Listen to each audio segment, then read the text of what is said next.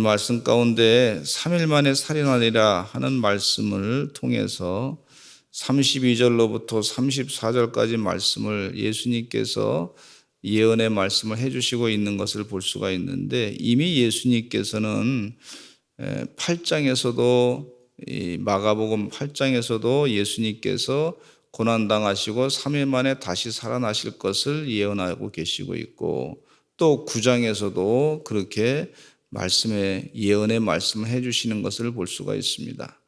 그래서 마가복음 8장, 9장, 10장에 계속해서 예수님께서 다시 십자가에 못 박혀 돌아가시고 난 다음에, 고난당하시고 난 다음에 다시 살아나실 것을 예언하신 내용을 볼 수가 있는데, 이미 이사야서에 보면은, 이사야서에서 특별히 53장에 보면, 이사야서는 구약의 53장은 복음이다 이렇게 말씀하시는 분이 계셔요.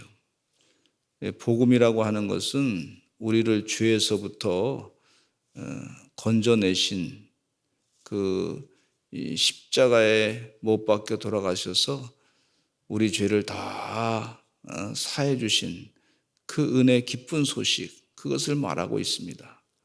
그래서 이사야 53장에 벌써 700년 전에 예수님께서 활동하시기 전 700년 전에 예언하신 내용이 있는 것을 볼 수가 있어요. 그리고 예수님도 벌써 3번씩이나 그렇게 말씀하신 것을 볼 수가 있어요. 인류의 죄의 문제, 죽음의 문제를 해결할 수 있는 것은 아무것도 없어요. 오직 예수님밖에 없습니다. 지옥에서부터 건지실 분은 오직 예수 그리스도밖에 없음을 이 성경 말씀에서 분명히 말씀해 주고 있어요. 이게 복음이에요, 복음. 이 복음을 잊지 말아야 될 줄로 믿습니다. 그 복음을 믿는 그 사람에게 영생의 삶이 주어지는 것을 볼 수가 있어요. 그래서 예수 그리스도를 나의 구세주로 믿는 것이 얼마나 중요한 일인지 몰라요. 예수님께서 내 죄를 사해 주셨습니다. 그 죄를 사함받은 것이 굉장한 기쁨이란 말이죠. 사도 바울은 오직 의인은 믿음으로 말미암아 산다고 그랬는데, 예수님께서 내 죄를 사해 주셨습니다.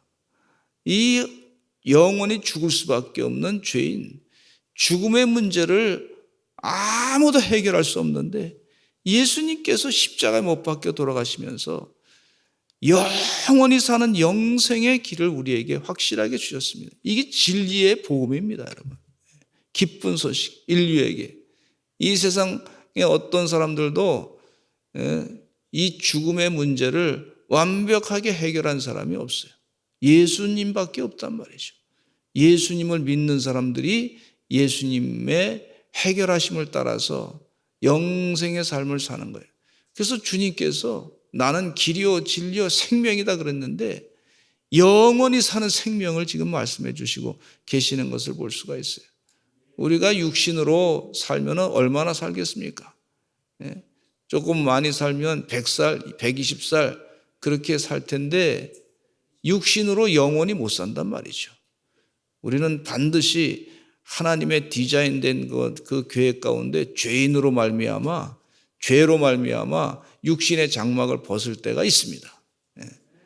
그냥 의연하게, 때가 되면 의연하게 우리 죽음도 죄 때문에 죽는구나, 죽음의 결과, 죄의 삭은 사망이다 그랬는데 그냥 의연하게 받아들이시고, 그 다음에 영생의 삶을 분명히 이제 확실하게 또 영원으로 살아가고 있구나, 또 앞으로 주님 재림하실 때 우리가 주님과 함께 세상에 또 와서 부활체의 모습으로 변화돼서 영원히 삽니다, 이 사실을 확실하게 믿고 사시는 주의 종들이 다 되시기를 간절히 축원합니다. 그래서 이 죽음의 문제를 다 하나님 은혜 가운데 극복하시고 승리하시는 여러분 되시기를 간절히 축원합니다.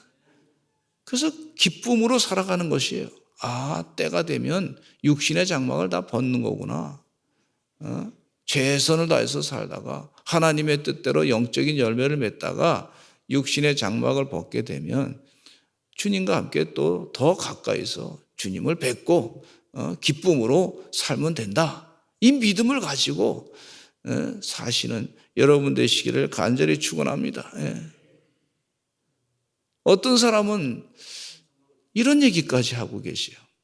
상당히 받아들이기가 어려울 것 같은 생각이 들기도 하지만 그러나 또 한편으로는 받아들일 수도 있단 말이죠.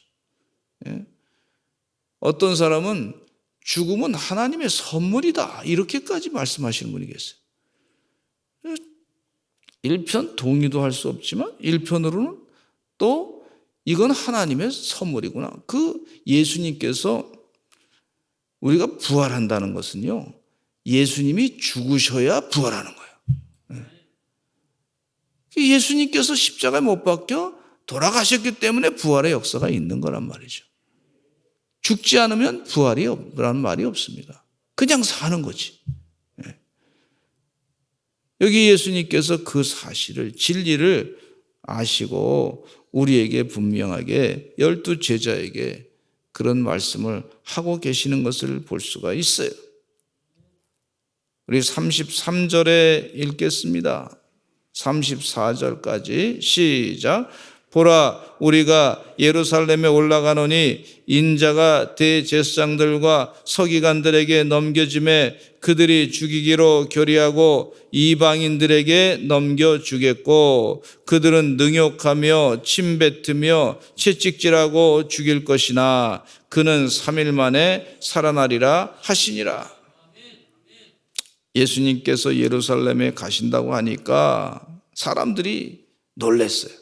왜냐하면 예루살렘에 가면은 예수님을 싫어하는 사람들이 있단 말이죠. 예수님을 죽이려고 하는 사람들이 있단 말이죠. 그 예수님이 모르지 않단 말이에요. 근데 예수님께서 예루살렘으로 가니까 사람들이 놀라고 깜짝 놀라고 또 따르는 사람들도 두려워했다. 예수님 때문에 혹시나 자기도 피해 당할 수도 있을까? 이런 걱정 때문에 두려워했다고 33절에 말씀해 주고 있습니다. 근데 예수님께서 분명하게 선포하시기를 예수님께서 대제사장들과 서기관들에게 넘겨줘서 그들이 죽이기로 결심하고 이방인들에게 넘겨줄 것이다. 그러나 이 모든 고난 가운데 예수님께서 3일 만에 다시 살아날 것이다. 이건 하나님의 큰 권능입니다. 부활은 하나님의 전적인 권능의 역사인 줄로 믿습니다. 이 마가복음의 말씀을 이렇게 썼는데 이 말씀을 이 설교 말씀을 듣는 그때 성도들은요 예수님 부활하신 것을 다 현장에서 목격했던 사람들도 있을 거고 그것을 목격한 사람들이 그걸 생생하게 증거한 그런 것을 들었던 사람들이 있단 말이죠. 주의 은혜 가운데 우리는 너무 감사합니다. 예수님께서 부활하신 것을 분명하게 이 복음을 통해서 마가복음을 통해서 듣게 하시니 얼마나 감사한지 몰라요.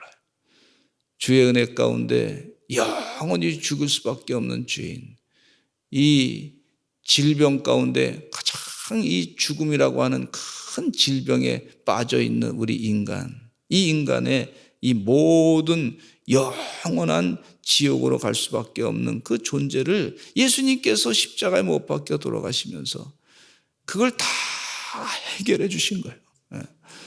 여러분 이 은혜를 날마다 깨닫고 사시기를 간절히 축원합니다. 그래서 우리가 주일마다 예배 시간에 찬송가 부르잖아요. Amazing Grace, 놀라운 은혜, 나 같은 죄인 살리신 주 은혜 놀라와. 이게 놀라운 은혜예요. 놀라운 은혜. 그 은혜를 감격 가운데 늘 체험하시는 성령 충만한 하나님의 종들이 되시기를 간절히 축원합니다. 이사야 53장에 예수님께서 당할 일을 설명하고 계시는 것을 좀 말씀을 드리면 이사야 53장의 3절에 보면 그는 멸시를 받아 사람들에게 버림받았으며 강고를 많이 겪었으며 질고를 아는 자라 마치 사람들이 그에게 얼굴을 가리는 것 같이 멸시를 당하였고 우리도 그를 귀히 여기지 아니하였도다. 5절에는 그가 찔림은 우리의 허물 때문이요 그가 상함은 우리의 죄악 때문이라. 그가 징계를 받음으로 우리가 평화를 누리고 그가 채찍에 맞음으로 우리는 나음을 받았도다. 7절에 그가 곤욕을 당하여 괴로울 때에도 그의 입을 열지 아니하였으며 마치 도수장으로 끌려간 어린 양과 털 깎는 자 앞에서 잠잠한 양같이 그의 입을 열지 아니하였도다 그랬어요. 이 이사야 예언이 700년 뒤에 이루어진 것을 볼 수가 있어요. 예수님께서 십자가에 못 박혀 돌아가셔야 우리가 삽니다. 이단 신천지에서 구원관이 확실하지 않은 사람을 공격을 하는데 아직도 예수님이 살아있으면 좋으시겠습니까? 그렇게 물어요. 그러면 구원관이 확실치 않은 사람은 그러면 예수님이 아직도 살아계시면 좋겠습니다. 이렇게 얘기하는 사람이 있어요. 예수님께서 분명히 돌아가셔야 죄의 짐을 다 십자가에서 그 짐을 지시고 십자가에서 죽으신 것을 확실하게 내 죄를 해결하시기 위해서 돌아가신 것을 확실하게 믿어야, 고백해야 그 사람은 구원관이 확실한 사람이에요. 여러분, 예수님께서 내 죄, 이 죄의 짐을 지고서 다 죄를 해결해 주신 분이 예수님이십니다. 그걸 지금 예수님께서 여러 번 반복해서 말씀하고 계시는데, 예수님이 그러니까 지금도 살아계시면 괜찮겠습니다라고 하는 사람은 어떤 사람 같냐면 사도 베드로가 얘기하는 것과 비슷한 사람이에요. 베드로는 예수님이 고난당하시고 죽으신다고 하는 그 얘기를 들으면서 3일 만에 부활한다는 얘기를 들으면서 베드로가 뭐라고 했냐면 예수님 절대 그런 일이 있을 수 없습니다 이랬단 말이에요. 그러니까 예수님 뭐라 하시냐면 사단아 내 뒤로 물러가라. 너는 하나님의 일은 생각 안 하고 사람의 일만 생각하는구나. 이렇게 가르친 걸 볼 수가 있어요. 그러니까 이 마귀가 말이죠. 인간의 이 감정 가운데 좀 안 된 감정. 예수님이 고난당하시고 너무 슬프다. 이런 감정을 건드려 가지고 우리를 구원관에서 흐트러 놓게 만드는 걸 볼 수가 있어요. 주의 은혜 가운데 우리 예수님께서 십자가에 못 박혀 돌아가셔야 우리가 영원히 삽니다. 우리 죄가 사함 받습니다. 이 사실을 확실하게 믿으시는 여러분 되시기를 간절히 축원합니다. 그래서 구원관이 확실해야 주님도 기뻐하신단 말이에요. 그런 사람은 천국에 분명하게 구원관에 확실해서 천국에 들어갈 때 확실한 믿음 때문에 천국에 들어가는 줄로 믿습니다. 돈으로도 못 가요. 뭐 얼굴이 이뻐도 못 가요. 그런 참 노래 있잖아요. 세상 권력으로도 못 가요. 믿음으로 가는 나라가 천국인데 하나님 나라인데 그 믿음이 뭐냐? 그 믿음의 핵심이 바로 예수님께서 내 죄를 다 짊어지시고 십자가에 못 박혀 돌아가셔서 내 죄는 사함 받았습니다. 이 믿음을 가지고 감사합니다. 그리고 그 믿음 때문에 하나님 나라에 들어가는 거예요. 그렇게 예수님께서 십자가에 못 박혀 돌아가시고 3일 만에 다시 살아날 것이라고 말씀하시는데 제자들은 말이죠. 예수님께서 십자가에 못 박혀 돌아가시고 3일 만에 다시 살아날 것이라고 하는 그런 예언의 말씀을 한 번, 두 번, 세 번 듣고 이사야서에서도 이 주의 종에 대한 이 고난의 종에 대한 예언의 말씀도 분명히 읽었을 텐데 관심이 말이죠. 세상에 더 누가 높으냐 거기에 관심이 있었던 걸 볼 수가 있어요. 그러니까 주님을 따라간다고 하면서 세상의 일만 잔뜩 생각한 거예요. 제자들은요. 말로는 주님을 따라간다고 하면서 겉으로는 따라가는 것 같은데 세상의 일만 잔뜩 생각한 거예요. 누가 더 큰 사람이냐 제자들 가운데 주의 나라가 임하면 그러면서 서로 싸움박질했던 걸 볼 수가 있어요. 35절로부터 그 내용입니다. 야고보와 요한이 예수님께 할 말이 있습니다. 그래서 무슨 얘기냐? 예수님 주의 나라가 임하면 우리를 좌편에 우편에 앉게 해주십시오. 좌의정에 영의정에 앉게 해주세요. 이렇게 얘기했단 말이에요. 그러니까 예수님께서 너희들이 질문하는 게 도대체 무슨 말이지? 너희들이 알지도 못하고 질문하고 있구나. 그렇게 예수님이 말씀하고 있어요. 또 그런 얘기를 했다는 것을 다른 제자들이 듣고서 야고보와 요한에게 와가지고 화를 냈던 걸 볼 수가 있어요. 제자들은 누가 더 크냐 이런 거에 관심이 많았던 걸 볼 수가 있어요. 우리가 예수님으로 가득 채워야 될 줄로 믿습니다. 지금 이 제자들은 무엇으로 자기를 가득 채우려고 그러냐면 누가 더 크냐. 예수님이 왕이 되면 내가 영의정이 될 것이냐. 이거를 가득 생각했던 걸 볼 수가 있어요. 예수님으로 가득 채우시는, 그래서 주님과 늘 함께 동행하시는 그런 기쁨을 가지시고 사시기를 간절히 축원합니다. 우리가 다른 사람보다 더 잘났다고 해봐야 별거 아니잖아요. 우리 주님과 함께 동행하는 게 최고지. 그러니까 예수님께서 가르쳐줘요. 42절로부터 44절 말씀 가운데 겸손과 섬김이 얼마나 중요하냐 하는 것을 말씀해 주고요. 세상은요, 이 제국주의자의 망상 있잖아요. 서로 다 제국주의자가 되려고 그래, 사람들이. 누가 더 크냐? 누가 권력이 더 많으냐? 다른 사람보다 더 많이 잘 사느냐? 뭐 이런 것이 제국주의적인 망상인데 예수님은 그것을 완전히 거스르는 그런 영적인 혁명적인 그런 말씀을 하고 있어요. 그 제국주의적 망상은 권력을 차지하고 다른 사람을 지배하려고 그러는데 예수님께서는 그걸 완전히 뒤집어서 진리를 가르쳐 주시기를 뭐라 그러냐면 너희 중에 누구든지 으뜸이 되고자 하는 사람은 모든 사람의 종이 되어야 한다. 그리고 예수님께서는 나는 섬김을 받으려 온 것이 아니라 제국주의자처럼 나는 섬기러 왔노라. 이렇게 가르쳐 주고 있어요.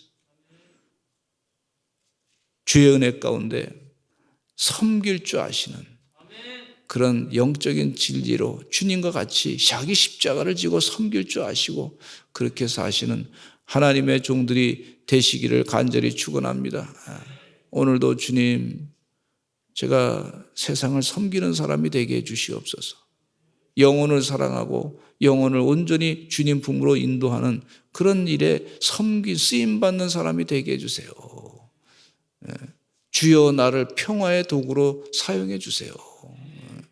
그렇게 기도한 것처럼 간절하게 하나님의 뜻대로 섬기는 사람, 예수님과 같이 내가 예수님처럼 완벽하게 섬길 수 없으나 그러나 최선을 다해서 섬기게 해주세요. 그렇게 사시는 우리 영적인 열매를 맺고 하늘의 상급을 많이 쌓아두시는 주의 종들 되시기를 간절히 축원합니다. 우리 다 같이 주여 많이 하시고 통성으로 기도하겠습니다. 하나님 도와주시어서 섬기는 사람이 되게 해주시옵소서. 우리에게 또 기도로 섬기게 하심을 감사합니다. 우리의 또 달란트를 가지고 섬기게 하시니 감사합니다. 우리의 물질을 가지고 섬기게 하시니 감사합니다. 자기 십자가를 지고 세상을 하나님의 뜻대로 바른 길로 인도해 나가는 섬기는 자가 되게 해 주시옵소서. 우리 다 같이 주여 많이 하시고 나라를 위해서 기도하시고 또 우리 자녀를 위해서 기도하시고 정말 음란을 가리키는 이 공교육이 하나님 은혜 가운데 음란을 가리키는 것에서부터 회개하고 하나님의 바른 거룩을 가리키는 역사가 있게 해달라고 기도해 주시기를 바랍니다. 또 언론에도 이 음란을 가르치는 것이 아니라 거룩을 말하는 그런 언론이 되게 하여 주시옵소서. 우리 다 같이 주여 많이 하시고 통성으로 기도하겠습니다. 주여